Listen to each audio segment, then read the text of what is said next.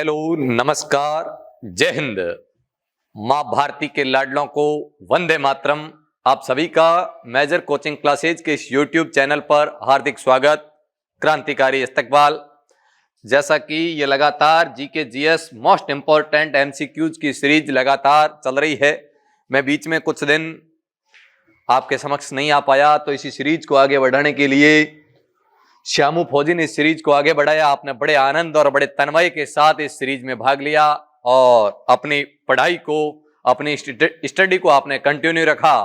और मैं कहना चाहूंगा, क्योंकि सफलता तब मिलती है, खुशी एक एहसास है जिसकी हर किसी को तलाश है, गम एक अनुभव है जो हर किसी के पास है। जिंदगी तो सब जी लेते हैं, मगर जिंदगी वो भी जीता है जिसको खुद पर विश्वास है, जिसको खुद पर विश्वास है। इसलिए अपने आप पर विश्वास बनाए रखिएगा। एग्जाम बिल्कुल धीरे धीरे नजदीक आते जा रहे हैं, तो अपन शुरू करते हैं। आपका समय जाया न करते हुए आज की सीरीज का पहला क्वेश्चन। अर्थशास्त्र का जनक किसे कहा जाता है? अर्थशास्त्र का जनक किसे कहा जाता है? एडम स्मिथ, अरस्तु, चार्ल्स बेबेज, हिकेटियस।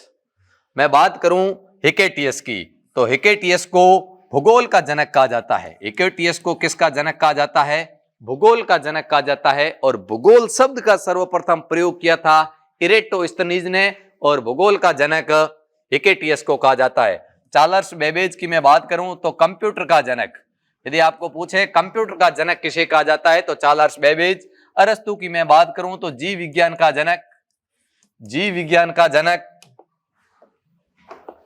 और जीव विज्ञान के अलावा राजनीति विज्ञान का जनक किसे कहा जाता है तो अरस्तु को कहा जाता है। और अपना क्वेश्चन है, अर्थशास्त्र का जनक किसे कहा जाता है तो अर्थशास्त्र का जनक एडम स्मिथ को कहा जाता है। नेक्स्ट क्वेश्चन, 2011 की जनगणना के अनुसार भारत के किस राज्य की दशकीय वृद्धि दर न्यून रही? यानी 10-10 वर्षों से जो वृद्धि दर होती है, 2011 से 2021 के बीच में न्यूनतम वृद्धि दर किस राज्य की रही? अरुणाचल प्रदेश, हरियाणा, बिहार, नागालैंड। अरुणाचल प्रदेश की बात मैं करूं तो न्यूनतम जनसंख्या घनत्व, न्यूनतम जनसंख्या घनत्व किस राज्य का रहा तो वो रहा अरुणाचल प्रदेश। हरियाणा की मैं बात करूं तो न्यूनतम लिंगानुपात, न्यूनतम लिंगानुपात वाला यदि आपको राज्य पूछे तो वह हरियाणा है। बिहार की मैं बात करूं तो न्यूनतम साक्षरता दर, न्यूनतम साक्षरता दर यदि आपको पूछे किस राज्य की रही तो बिहार की रही। और सबसे कम वृद्धि दर किसकी रही? वो नागालैंड की रही। जनसंख्या यानी पहले से की तुलनात्मक 10 वर्ष के बाद सबसे कम जनसंख्या बढ़ी नागालैंड के अंदर। नेक्स्ट क्वेश्चन, राजीव गांधी अंतरराष्ट्रीय हवाई अड्डा कहाँ स्थित है? कोलकाता, लखनऊ, हैदराबाद, चंडीगढ़। राजीव गांधी अंतरराष्ट्रीय हवाई अड्डा, चंडीगढ़ की मैं बात करूं तो भगत सिंह अंतरराष्ट्रीय हवाई अड्डा, भगत सिंह अंतरराष्ट्रीय हवाई अड्डा आपको पूछे तो चंडीगढ़। कोलकाता की मैं बात करूं तो नेताजी सुभाष चंद्र बोस, नेताजी सुभाष चंद्र बोस अंतरराष्ट्रीय हवाई अड्डा आपको पूछे तो वो कोलकाता के अंदर है। और चौधरी शरण सिंह, चौधरी शरण सिंह अंतरराष्ट्रीय हवाई अड्डा यदि आपको पूछे तो वो लखनऊ के अंदर है। और राजीव गांधी अंतरराष्ट्रीय हवाई अड्डा हैदराबाद के अंदर स्थित है।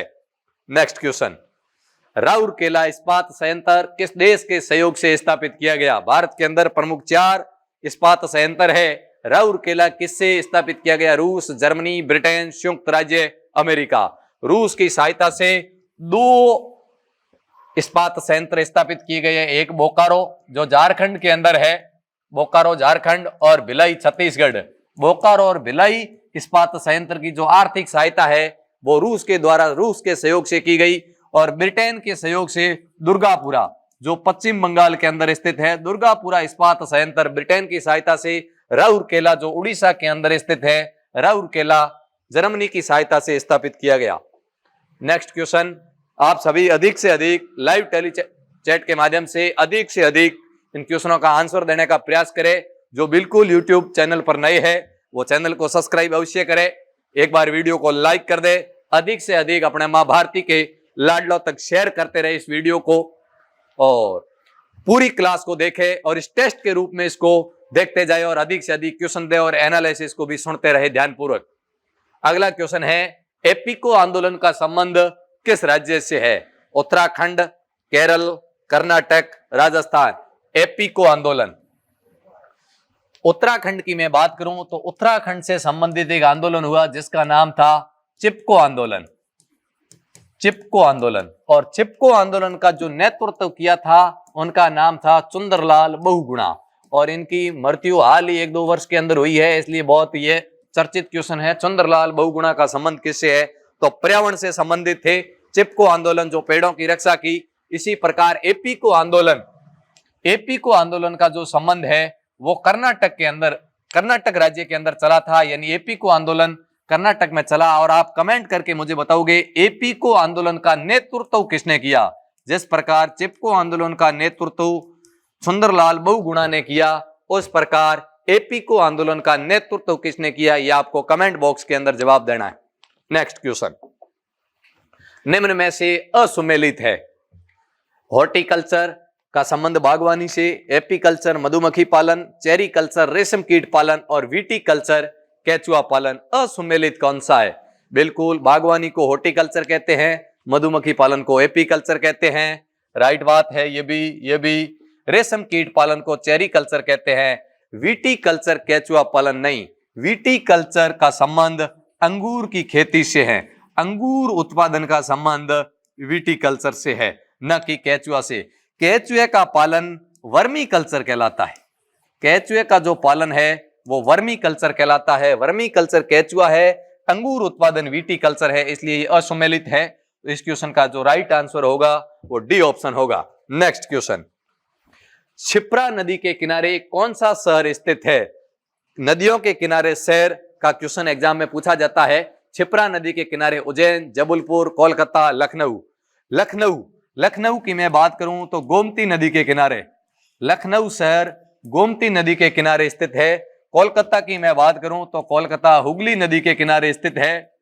और जबलपुर की मैं बात करूं तो नर्मदा नदी, जबलपुर नर्मदा नदी के किनारे स्थित है। और क्षिप्रा नदी के किनारे उज्जैन स्थित है। नेक्स्ट क्वेश्चन, फूलों वाली घाटी कहां स्थित है? बहुत इंपॉर्टेंट क्वेश्चन है। राज्यों का जब पूछा जाता है तो राइट आंसर होता है उत्तराखंड, यानी उत्तराखंड है। और उत्तराखंड में यदि आपको पूछ ले तो कहां है? तो उत्तराखंड के अंदर, उत्तराखंड की राजधानी देहरादून के अंदर फूलों वाली घाटी स्थित है। नेक्स्ट क्वेश्चन, भारतीय राष्ट्रीय कांग्रेस की प्रथम भारतीय महिला अध्यक्ष कौन बनी? भारतीय राष्ट्रीय कांग्रेस की प्रथम भारतीय महिला अध्यक्ष एनी बेसेंट, सुचेता कृपलानी, नेल्सी सेन गुप्ता, सरोजनी नायडू। सरोजनी नायडू की मैं बात करूं तो भारत में बनने वाली प्रथम महिला राज्यपाल भी यही थी। फर्स्ट राज्यपाल यदि कहे ना सरोजनी नायडू है, और फर्स्ट मुख्यमंत्री किसी भी राज्य की संपूर्ण भारत में यदि कहीं बनी तो वो सुचेता कृपलानी थी। एनी बेसेंट प्रथम महिला अध्यक्ष थी कांग्रेस की, प्रथम महिला अध्यक्ष कांग्रेस की प्रथम महिला अध्यक्ष पूछे तो वो एनी बेसेंट थी। लेकिन अपना क्वेश्चन है कांग्रेस की प्रथम भारतीय महिला अध्यक्ष कौन बनी? तो वो बनी सरोजनी नायडू। प्रथम महिला अध्यक्ष पूछे तो एनी बेसेंट है, और प्रथम भारतीय महिला अध्यक्ष पूछे तो सरोजनी नायडू है। ठीक है। नेक्स्ट क्वेश्चन, बिल्कुल आप एक एक क्वेश्चन का आंसर देते जाना, बड़े मनन से पढ़ना। सारे क्वेश्चन बड़ी मेहनत से एग्जाम में आए हुए ओरिजिनल पेपर और सिलेक्टिव क्वेश्चन है, जिसकी एग्जाम में आने के लिए 100% संभावना रहती है। और इस श्रृंखला को आप यदि लगातार लेते रहे तो मैं दावे के साथ कहता हूं ये आपके एग्जाम के लिए रामबाण साबित होगी। आपका पेपर इसमें से निकलेगा जिसमें कोई दोहराई नहीं है। बस समय पर लेते रहिए, पूरा पढ़िए। एक बार में समझ नहीं आता है तो 2 बार पढ़िए। जो आपको कठिन लगे उसको अपने नोटबुक में नोट करते जाइए और रिवीजन करते जाइए। नेक्स्ट क्वेश्चन, भारत की मानक समय रेखा कौन सी है? 0 डिग्री देशांतर, 180 डिग्री देशांतर, 82.5 डिग्री पूर्वी देशांतर, 82.5 डिग्री पश्चिमी देशांतर। 180 डिग्री देशांतर की मैं बात करूं तो अंतरराष्ट्रीय तिथि रेखा, यदि आपको पूछे अंतरराष्ट्रीय तिथि रेखा कौन सी है तो 180 डिग्री देशांतर है। और भारत की मानक समय रेखा कौन सी है तो 82.5 डिग्री पूर्वी देशांतर भारत की मानक समय रेखा है। नेक्स्ट क्वेश्चन, फ्रांसीसी क्रांति कब हुई? 1777, 1789, 1717 और 1699। फ्रांसीसी क्रांति कब हुई? फ्रांसीसी क्रांति का नारा था हमें रोटी दो, हमें रोटी दो, और समानता, स्वतंत्रता और बंधुता का जो भाव भारत की प्रस्तावना के अंदर भी जो लिया गया है वो फ्रांसीसी क्रांति से लिया गया। बंधुता का भाव, समानता, स्वतंत्रता और बंधुता, ये फ्रांसीसी क्रांति के प्रमुख नारे थे। हमें रोटी दो, समानता, स्वतंत्रता और बंधुता। और उस समय फ्रांस का शासक लुई 16वां था। यह भी आपको इंपॉर्टेंट याद रखना है। 1776 के अंदर विश्व के संदर्भ में एक बड़ी घटना घटती है। 4 जुलाई 1777 को संयुक्त राज्य अमेरिका की आजादी। संयुक्त राज्य अमेरिका आजाद कब हुआ? तो 4 जुलाई 1776 को हुआ। इसलिए अमेरिका का स्वतंत्रता दिवस कब मनाया जाता है? तो 4 जुलाई को मनाया जाता है। फ्रांसीसी क्रांति 1789 में हुई। उस समय फ्रांस का शासक लुई 16वें था। भारत का प्रथम समाचार पत्र कौन सा है? भारत का प्रथम समाचार पत्र बंगाल गजट, कॉमरेड, प्रताप, मिरातुल अखबार। भारत का प्रथम समाचार पत्र, यह भी इंपॉर्टेंट फैक्ट है। मिरातुल अखबार है का संबंध किससे है? इसके संपादक कौन थे? तो राजा राम मोहन राय।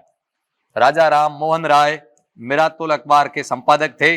प्रताप की मैं बात करूं तो गणेश शंकर विद्यार्थी, कॉमरेड की बात करूं तो अली मोहम्मद संपादक थे। और भारत का प्रथम समाचार पत्र यदि आपको पूछे तो वो बंगाल गजट है। भारत का पहला अखबार यदि पूछे अंग्रेजी में था वो बंगाल गजट है। नेक्स्ट क्वेश्चन, जीएसटी से संबंधित कौन सा संविधान संशोधन है? जीएसटी से संबंधित संविधान संशोधन कौन सा है? 99वां, 100वां, 101वां या 102वां? ये चारों मैंने जो ऑप्शन के अंदर लिखे चारों ही बड़े महत्वपूर्ण है एग्जाम के संदर्भ से। यदि मैं बात करूं 102वां संविधान संशोधन, तो ओबीसी आयोग को कानूनी दर्जा दिया गया। ओबीसी आयोग को कानूनी दर्जा, ओबीसी आयोग को कानूनी दर्जा 102वें संविधान संशोधन से दिया गया। 100वें की मैं बात करूं तो 3 बीघा कॉरिडोर से संबंधित जो भारत और बांग्लादेश के मध्य जो जमीन का लेन देन हुआ था, जिसको 3 बीघा कॉरिडोर कहते हैं, 3 बीघा कॉरिडोर से संबंधित 100वां था। 99वां था न्यायिक नियुक्ति आयोग से संबंधित, जो कॉलेजियम व्यवस्था थी न्यायिक नियुक्ति आयोग से संबंधित था। और 99वां संविधान संशोधन एकमात्र ऐसा संविधान संशोधन है जिसको सुप्रीम कोर्ट ने खारिज किया। एकमात्र संविधान संशोधन 99वां संविधान संशोधन जो सुप्रीम कोर्ट के द्वारा खारिज किया गया, न्यायिक नियुक्ति से संबंधित था। 100वां 3 बीघा कॉरिडोर से संबंधित था। और 101वां संविधान संशोधन जीएसटी से संबंधित है। और 102वां ओबीसी आयोग को कानूनी दर्जा। आप मुझे कमेंट करके बताओगे जीएसटी कब लागू हुई? जीएसटी कब लागू हुई ये आप बताओगे। जीएसटी भारत में कब लागू की गई या आप कमेंट बॉक्स के अंदर कमेंट करके इस क्वेश्चन का आंसर बताओगे। निम्न में से असुमेलित है, सुमेलित नहीं, क्वेश्चन है निम्न में से असुमेलित है। पाणिनि व्याकरण, पतंजलि योग दर्शन, कपिल मुनि सांख्य दर्शन, महर्षि गौतम चिकित्सा। कौन सा असुमेलित है? बिल्कुल पाणिनि का संबंध व्याकरण से है, ये तो बात एकदम राइट है। पतंजलि का संबंध योग दर्शन से है, ये बात भी राइट है। कपिल मुनि का संबंध सांख्य दर्शन से है, ये भी बात राइट है। महर्षि गौतम का संबंध चिकित्सा से न होकर न्याय दर्शन से है। महर्षि गौतम का संबंध चिकित्सा से न होकर न्याय दर्शन से है। और चिकित्सा से संबंध पूछे तो चरक का है, चरक का संबंध चिकित्सा से है, जबकि महर्षि गौतम का न्याय दर्शन से है और यह असुमेलित है। तो इस क्वेश्चन का राइट आंसर होगा वो डी ऑप्शन होगा। नेक्स्ट क्वेश्चन, हाल ही में डेजर्ट साइक्लोन नामक युद्ध अभ्यास किसके मध्य हुआ? हाल ही, यह करंट अफेयर्स का क्वेश्चन है। डेजर्ट साइक्लोन, डेजर्ट साइक्लोन किन 2 देशों के मध्य हुआ? भारत व संयुक्त राज्य अमेरिका, भारत व रूस, भारत व संयुक्त अरब अमीरात, भारत व सऊदी अरब। तो डेजर्ट साइक्लोन का आयोजन भारत व सऊदी अरब के मध्य हुआ, भारत व सऊदी अरब। ये थे अपने जीके के 15 क्वेश्चन। नेक्स्ट आपके लिए बड़ी इंपॉर्टेंट क्वेश्चन, क्योंकि मैं कुछ समय घर पे था, उसके बाद ऑफलाइन बैचेज शुरू, ऑफलाइन के साथ ही बिजी शेड्यूल रहता है। अब अपना न्यू बैच प्रारंभ होने जा रहा है पुनः 9 फरवरी 2024 8 को लगभग आपका ऑफिशियल विस्तृत नोटिफिकेशन आ जाएगा और 9 तारीख को कमर बिल्कुल कस लीजिएगा और आपके साथ आपके मार्गदर्शन के लिए और आपको मंजिल के अंतिम सफर तक के लिए ये मेजर कोचिंग क्लासेज की टीम आपके साथ जुड़ी रहेगी। 9 फरवरी 2024 साय 4 बजे से offline batch army, GD, tradesman और क्लर्क का प्रारंभ किया जा रहा है। तो बिल्कुल बिना हिचकिचाए जुड़िए और अपने इस लक्ष्य को पाने में कामयाब होइए। और इस जो आपका ये जो पोस्टर के ऊपर आपको मोबाइल नंबर दे रखे हैं, इस पर आप इन मोबाइल नंबरों के ऊपर जो भी आपको दे रखे हैं, इसके माध्यम से आप टेक्निकल टीम को सूचित कर सकते हो, कोई दिक्कत नहीं है। नेक्स्ट क्वेश्चन ये है अपने जीके की। अब अपन बात करते हैं साइंस का। इस क्लास का 16वां क्वेश्चन और साइंस का पहला क्वेश्चन है, मांसपेशियों को हड्डियों से जोड़ने में सहायक ऊतक कौन सा है? यानी मांसपेशियों को हड्डियों से जोड़ना, लिगामेंट, टेंडन, दोनों, इनमें से कोई नहीं। लिगामेंट को हिंदी में कहते हैं स्नायु, इनका नाम कभी हिंदी में मिलेगा और कभी इंग्लिश में मिलेगा स्नायु। और टेंडन को कहते हैं कंडरा, कुछ भी लिखा हुआ आ सकता है। 2 ऊतक है और 4 नाम है। अपनी बात है मांसपेशियों को हड्डियों में जोड़ने से सहायक कौन है? मांसपेशियों टू हड्डियों को जोड़ने में सहायक है टेंडन, और लिगामेंट हड्डियों को हड्डी से जोड़ने में सहायक है लिगामेंट। याद रखना है, हड्डी को हड्डी से लिगामेंट और हड्डी को मांसपेशी से टेंडन, बहुत इंपॉर्टेंट है। लिगामेंट को स्नायु और टेंडन को कंडरा कहते हैं। नेक्स्ट क्वेश्चन, एक प्रकार के परमाणु से मिलकर बना पदार्थ क्या कहलाता है? एक ही प्रकार के परमाणु जब मिलते हैं तब तत्व, ऊतक, अणु, परमाणु। यहां बात हो रही है एक ही प्रकार के परमाणु, तो ये तो परमाणु स्वयं है। परमाणु किसी भी पदार्थ की सबसे छोटी इकाई है, पदार्थ की सबसे छोटी इकाई, पदार्थ की मूलभूत इकाई, पदार्थ की क्रियात्मक इकाई, पदार्थ की संरचनात्मक इकाई पूछे तो परमाणु है। और जब 2 परमाणु मिलते हैं तो अणु बनता है। और ऊतक समान कोशिकाओं का समूह, एक समान कोशिकाओं का जो समूह ग्रुप होता है उसको ऊतक कहते हैं। अपना क्वेश्चन है, एक समान परमाणु मिलकर क्या बनाते हैं? तो तत्व बनाते हैं। नेक्स्ट क्वेश्चन, मानव शरीर में भोजन का अधिकांश भाग पाचन कहां होता है? मानव शरीर में भोजन का अधिकांश भाग पाचन किस अंग के अंदर होता है? छोटी आंत, यकृत, बड़ी आंत, वर्कक, किसके अंदर होता है? मानव भोजन का अधिकांश भाग पाचन, ये बहुत बार बता चुके हैं और हर एग्जाम के अंदर क्वेश्चन पूछा जाता है, क्योंकि इसके अंदर विद्यार्थी कंफ्यूज इसलिए होता है कि छोटी आंत है इसलिए छोटी होगी, इसमें भोजन का अधिकांश पाचन कहां होगा? लेकिन ये बहुत लंबी है, आकार में छोटी होने के कारण, चौड़ाई कम होने के कारण इसको छोटी आंत कहते हैं। तो सर्वाधिक भोजन का जो पाचन है वो छोटी आंत के अंदर होता है। बहुत इंपॉर्टेंट क्वेश्चन है, याद रखिएगा हमेशा। नेक्स्ट क्वेश्चन, निम्न में से जल में घुलनशील विटामिन है? जल में कौन सा विटामिन घुलनशील है? तो इसके लिए बिल्कुल बहुत इजी है, आपको याद रखना है। एक ट्रिक है, क्या ट्रिक है? बिल्कुल, गई भैंस पानी में, गई भैंस पानी में, भैंस कहां गई? पानी में। तो भैंस से क्या बना? बी और सी, भैंस से निकला बी और सी। तो बी और सी 2 विटामिन जल में घुलनशील है, बाकी सारे के सारे वसा में घुलनशील है। तो जल में घुलनशील कौन सा है? Vitamin B. और यदि सी पूछे तो भी जल में है, बाकी ए, डी, ई, के सारे के सारे वसा में घुलनशील है। नेक्स्ट क्वेश्चन, किस विटामिन की कमी से बांझपन की समस्या उत्पन्न होती है? यानी जनन क्षमता कमजोर हो जाती है। किस विटामिन की कमी से जनन क्षमता कमजोर होती है? जनन क्षमता का कमजोर होना किस विटामिन की कमी से है? तो विटामिन ई। विटामिन ई की कमी से बांझपन की समस्या तथा जनन क्षमता कमजोर हो जाती है। विटामिन के रक्त का थक्का बनाने में सहायक है। मानव शरीर की सबसे बड़ी अंतःस्त्रावी ग्रंथि कौन सी है? थायराइड, यकृत, प्यूस, एड्रिनल। सबसे बड़ी अंतःस्त्रावी ग्रंथि कौन सी है?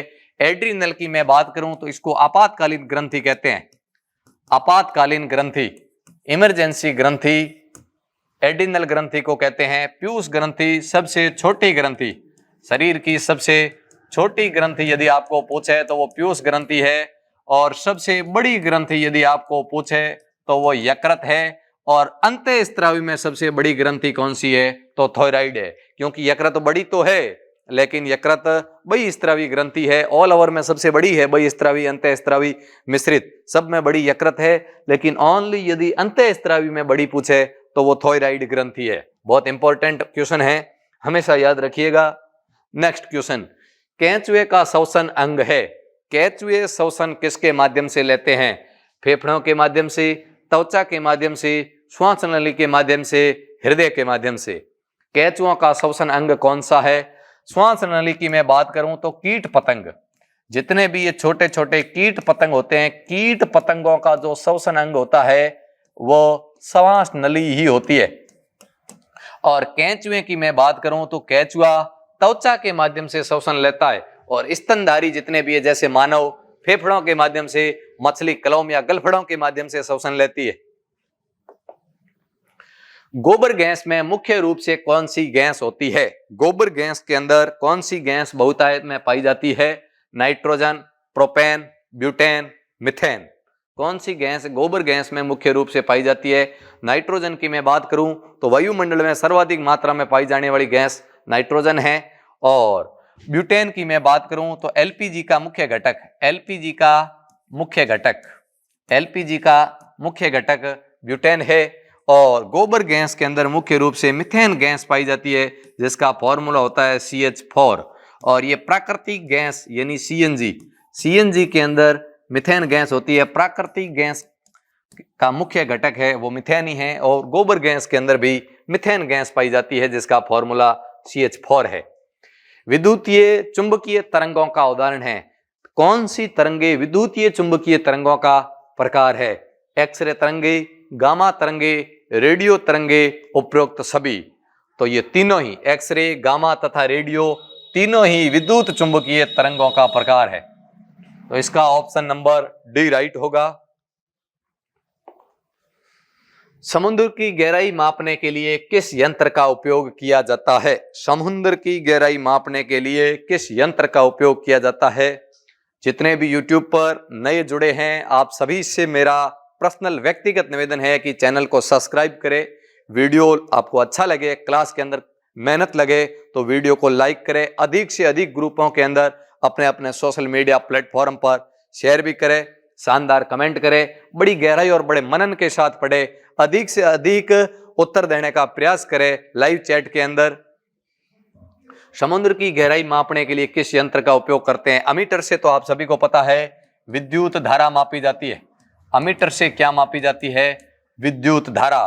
बैरोमीटर से वायुमंडलीय दाब, वायुमंडलीय दाब मापने वाला यंत्र बैरोमीटर है। हाइग्रोमीटर से वायुमंडलीय आर्द्रता, वायुमंडलीय जो आर्द्रता है उसका मापन हाइग्रोमीटर से किया जाता है। और समुद्र की गहराई फेदोमीटर से मापी जाती है। किससे मापी जाती है? फेदोमीटर से। नेक्स्ट क्वेश्चन, वाहनों की हेडलाइट में किस दर्पण का उपयोग किया जाता है? जो गाड़ियों की मुख्य लाइट होती है आगे की, उसके अंदर किस दर्पण का उपयोग किया जाता है? अवतल दर्पण, उत्तल दर्पण, समतल दर्पण, इनमें से कोई नहीं। उत्तल दर्पण का उपयोग किया जाता है पीछे की जो साइड में जो कांच लगा होता है ना, पार्श्व, पार्श्व जो गाड़ियों का जो पार्श्व होता है ना, साइड में पीछे से देखने के लिए जो साइड कांच होता है उसके अंदर उत्तल दर्पण लगा हुआ होता है। और गाड़ियों का जो हेडलाइट होती है जिससे किरणें फैले वो अवतल दर्पण होता है। तो वाहनों की हेडलाइट में तथा इसके अलावा जो नाई होते हैं ना, नाइयों की दुकानों पे जो कांच लगा हुआ होता है वो अवतल दर्पण होता है। और गाड़ियों के पास जो साइड कांच होता है वो उत्तल दर्पण होता है। बहुत इंपॉर्टेंट है, हेडलाइट में अवतल और पार्श्व साइड का कांच जो होता है, पार्श्व कांच, उसके अंदर उत्तल लेंस होता है, उत्तल दर्पण होता है। हेमेटाइट नामक अयस्क किसका है? हेमेटाइट किसका अयस्क है भाई? चांदी का, एल्यूमिनियम का, शीशे का, लोहे का। बहुत इंपॉर्टेंट है। चांदी का एक इंपॉर्टेंट अयस्क आपको याद रखना है जिसका नाम है अर्जेंटाइट। अर्जेंटाइट, एल्यूमिनियम का बड़ा फेमस अयस्क है जिसका नाम है बॉक्साइड। क्या है? बॉक्साइड। शीशे का बड़ा फेमस है जिसका नाम है गैलेना। और हेमेटाइट तथा मैग्नेटाइट दो लोहे के अयस्क है। हेमेटाइट और मैग्नेटाइट। अपना क्वेश्चन है हेमेटाइट किसका अयस्क है? तो लोहे का। लालटेन की बत्ती में तेल का ऊपर चढ़ना क्या कहलाता है? किसी भी वस्तु के माध्यम से दरों का ऊपर का ओर चढ़ना, प्रख नली में पानी का ऊपर की ओर चढ़ना। लालटेन की बत्ती में तेल का ऊपर की ओर चढ़ना कौन सी घटना है? पृष्ठ तनाव, गुरुत्वीय बल, केशिकत्व या उत्प्लावना बल। किसके कारण भी ये घटना घटती है? पृष्ठ तनाव की मैं बात करूं, जैसे पृष्ठ तनाव पानी के ऊपर बुलबुलों का बनना, ये पृष्ठ तनाव की घटना है।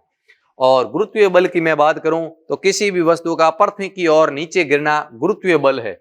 उत्प्लावना बल की मैं बात करूं तो द्रवों के द्वारा किसी वस्तु को ऊपर की ओर धकेलने के लिए जो बल लगाया जाता है उसका नाम उत्प्लावना बल है। अपना क्वेश्चन है लालटेन की बत्ती में तेल का ऊपर की ओर चढ़ना किसका उदाहरण है? तो वो है केशिकत्व का। किसका उदाहरण है? केशिकत्व का उदाहरण है। नेक्स्ट क्वेश्चन, गुरुत्वाकर्षण बल का सार्वत्रिक नियम किसने दिया? गुरुत्वाकर्षण बल का सार्वत्रिक नियम किसने दिया? आर्किमिडीज ने, मेडल ने, मेडलिफ ने, न्यूटन ने। आर्किमिडीज ने उत्प्लावना बल का सिद्धांत दिया। अभी बात आई द्रवों के द्वारा ऊपर की ओर लगाया जाने वाला बल उत्प्लावना बल। उत्प्लावना बल का जो सिद्धांत है वो आर्किमिडीज ने दिया। और मेडल की बात करें तो आनुवांशिकता का जनक किसे कहा जाता है? आनुवांशिकता का जनक किसे कहा जाता है? तो मेडलिफ को कहा जाता है, मेडल को कहा जाता है। और मेडलिफ की मैं बात करूं तो आवर्त सारणी का जनक। आवर्त सारणी का जनक यदि आपको पूछे किसे कहा जाता है तो मेडलिफ को कहा जाता है। और गुरुत्वाकर्षण बल का सार्वत्रिक नियम किसने दिया? तो वो न्यूटन ने दिया। तो ये लास्ट क्वेश्चन। अगला और उसके बाद एक क्वेश्चन मैं आपको पूछूंगा जिसका जवाब आपको मेन कमेंट बॉक्स के अंदर देना है। उस क्वेश्चन का जब आप जवाब देते हो तभी मुझे पता चलता है कि इस स्टूडेंट ने पूरी क्लास पढ़ी है, पूरी मेहनत की है, उत्तर देने का पूरा प्रयास किया है और लगातार जुड़ रहा है। इस बात का मुझे उस क्वेश्चन के माध्यम से ही आभास किया जा सकता है। जल में तैरना गति के कौन से नियम का उदाहरण है? जल में तैरना गति के कौन से नियम का उदाहरण है? प्रथम नियम, द्वितीय नियम, तृतीय नियम। प्रथम नियम को कहते हैं जड़त्व का नियम। गति के प्रथम नियम को जड़त्व का नियम कहते हैं। द्वितीय नियम को स्वयं संरक्षण का नियम कहते हैं। गति के दूसरे नियम को स्वयं संरक्षण का नियम कहते हैं। गति के तीसरे नियम को क्रिया प्रतिक्रिया का नियम कहते हैं। क्रिया प्रतिक्रिया, क्रिया प्रतिक्रिया का नियम कहते हैं तीसरे नियम को। पहले के अंदर जड़त्व का नियम यानी गाड़ी के अचानक ब्रेक देने पर सवारी का आगे की ओर झुकना, अचानक गाड़ी को स्टार्ट करने पर सवारी का पीछे की ओर झुकना, ये जड़त्व का नियम है। द्वितीय नियम किसी भी गेंद को कैच करते समय खिलाड़ी का हाथों का पीछे की ओर लेना, दूसरे नियम पर आधारित है। और तैराक द्वारा पानी में तैरते समय पानी को पीछे की ओर धकेलना यानी जल में तैरना गति का तीसरा नियम है। और गति के जो नियम है वो न्यूटन ने दिए, 3 नियम दिए। तो तीसरे नियम है क्रिया प्रतिक्रिया का नियम के अनुसार जल में तैरना। नेक्स्ट क्वेश्चन है आज का सवाल। इस क्वेश्चन का जवाब आपको लाइव चैट के अंदर नहीं, मेन कमेंट बॉक्स के अंदर देना है। भारत का शेक्सपियर किसे कहा जाता है? भारत का शेक्सपियर किसे कहा जाता है? मेन कमेंट बॉक्स के अंदर इस क्वेश्चन का आपको जवाब देना है। ये थी आज की क्लास और आपके लिए 9 फरवरी 2024 सायं 4 बजे से लिखित बैच प्रारंभ होने जा रहा है। तो आप सभी ये जरूर बताएं क्लास पूरी होने के बाद, पूरा वीडियो देखने के बाद क्लास आपको कैसी लगी। एक शानदार बढ़िया कमेंट भी हमेशा करते रहिएगा, जैसे मेरा और मेरी टीम का हौसला बना रहे। वीडियो को अधिक से अधिक लाइक करें, शेयर करें, क्वेश्चनों का जवाब देने का प्रयास करें। जो नए हैं वो चैनल को सब्सक्राइब अवश्य करें। जय हिंद, जय भारत।